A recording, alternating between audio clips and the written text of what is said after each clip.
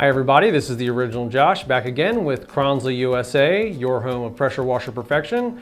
And now we're taking our next step into the electrical troubleshooting series, and we're going to focus on the things that will keep our pressure washers from coming on. So common tech call that we take is, my pressure washer won't come on. Are you waiting for it to flirt with you? So what I'm getting at is that we are going to want to know specifically what you mean when you say it's not coming on or it won't turn on. So with your pressure washer electrical system, we've already isolated the GFI. If you have any questions regarding it or are concerned that it's part of the problem, refer to those videos in the links below. Here we're strictly going to focus on our on-off switch, our capacitor, and our pressure switch. They are usually the three most common suspects of the symptom, my pressure washer won't turn on, in which case I'm expecting what you mean is that the motor is not energizing. We're not getting any sound of the motor coming on and the pressure washer actually running. So in the previous videos, we also went over your simple steps, is it plugged in, is it turned on, did you squeeze the trigger, that sort of thing. This is strictly, we've done all the other steps. We want to look and see, we believe that it's something in the electrical system that's causing the problem, and this is what we're looking for. So once you take the top off, like we've already done here, what we're looking for here is strictly visual inspection. There are some ways to test some of these things with some tools, but I'm going off of what I assume you have in your garage. First, we're going to take a look at our on-off switch. So first, take a look at it. Look and see if anything looks out of the ordinary.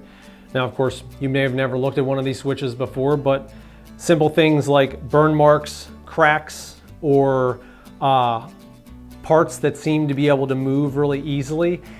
These metal terminals that are on here shouldn't be able to rock back and forth.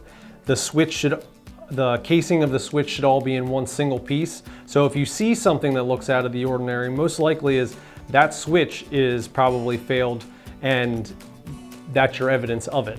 Second, let's look at the mechanics of the switch. It's easier to take a look at the switch if we remove the protective cover.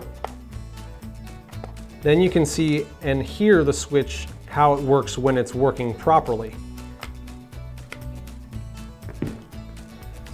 So rock the switch back and forth. You hear that right there? And even when you slowly depress the switch, it almost has a double click to it. It doesn't sound like that's what it should do, but that is the normal function of this switch. It's actually part of the thermal overload protection that's built into the switch, but as you can hear, it sounds like a double click when it's engaging. If for some reason you can just rock this back and forth without any resistance, or if it's hard to press in either one way, then most likely it is the switch. We don't think that it's just because your muscles are weak, but double check. Once you take the cover off, you will be able to tell this is what the normal function of the switches should be. Before we get into the capacitor, let's talk a little bit more about what the switch actually does and what this thermal overload is all about. Your pressure washer is rated to draw 15 amps whenever it's working at full pressure and flow. So if for some reason we make the pump do more work than what the motor is capable of supporting, then the unit will start drawing more current through the switch. When more current is drawn through the switch, that will actually cause this to get hotter on the inside. It's almost like the heating elements in your toaster. If the current draw is over 15 amps for more than a certain increment of time, it heats up the bimetal inside the switch, which causes it to mechanically trip to the off position. So in addition to diagnosing that your machine won't come on, also take note of whether or not that is immediately tripping off or if it's actually not coming on at all. This is a terrific feature to have in your pressure washer because it will help to protect the rest of the equipment in the event that it was mistakenly used improperly. Now let's talk about the capacitor. So your capacitor's job in the pressure washer is to aid in the motor starting, and then also in many cases to cause the motor to rotate in a particular direction. So this stores potential energy that gives the motor a little oomph to get started whenever we turn it on. When this starts to go bad, you'll often be able to visually tell that it is beginning to fail.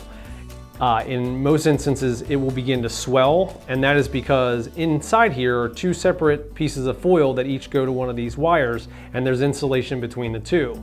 If we're drawing too much current for a long period of time or not supplying enough electricity to the pressure washer for it to run, you can cause the insulation to wear away in between the two pieces of foil, and once they finally touch, that creates a hot spot in the capacitor, which blows out the side of it. So if you open up the box and there's a big mushroom of rubber coming out the side of the capacitor, that's evidence that the capacitor is the cause for your motor not wanting to start. So there are special tools that you can use to test your capacitor, but they're not likely something that you have in your garage. So we're going to rely on the visual inspection of the capacitor to determine whether or not it's good in this particular case. But 99% of the time, you're going to be able to tell whether or not this has failed. It's not going to kind of work and kind of not work. So looking for bubbles in the casing or any extruding plastic coming out of it. Next, we're going to move on to our pressure switch. So the pressure switch is part of our total stop system and obviously causes the motor to stop whenever the trigger is released on the gun. It does that by sensing when a piston inside the valve housing pushes forward and presses a button on the micro switch inside the pressure switch housing. So let's take a look at what that looks like. You begin taking off the pressure switch by removing the two flathead screws that are in the plastic housing. Sometimes they're easier to get off than others. So once we remove the screws from the pressure switch housing, we can pop it off of the side of the valve housing. This, of course, is part of the electrical system, but this is really an electrical symptom of a mechanical part of the pump. This fitting right here has a little pin, as you can see in the center, that pushes out, that depresses a small switch, a small button inside this micro switch. When we go to diagnose this as a cause for the machine not turning on, in many instances, this button will be pressed out all the time, which is pressing in this button, preventing the motor from running.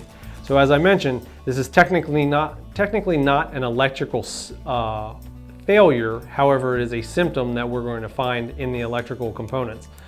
So when you remove this, you may be able to turn on your pressure washer and have it run just fine, in which case the problem is your pressure switch control piston, which we will show you how to change in another video. But to further confirm that, you can turn on your machine. Obviously you would want to do it with the enclosure closed, but if this was plugged in and all the equipment was set up, I could pull this micro switch housing off and press this on-off switch, or this micro switch, while the machine is running, and that should toggle the machine on and off. So you can see how that would be a good way to determine whether or not the electrical system is actually not working and you're not getting any power to the motor, or if it's just interrupted for some reason incorrectly. So as you've seen here, we've gone over the visual inspection of the components. In a subsequent video, we're going to look at replacing each of these, so you'll find those in the links below. If you have any questions regarding this stuff that we haven't gone over, once again, leave some comments below or call our office. As always, this is the original Josh with Kranzle USA, your source for pressure washer perfection. Kranzle USA, pressure washer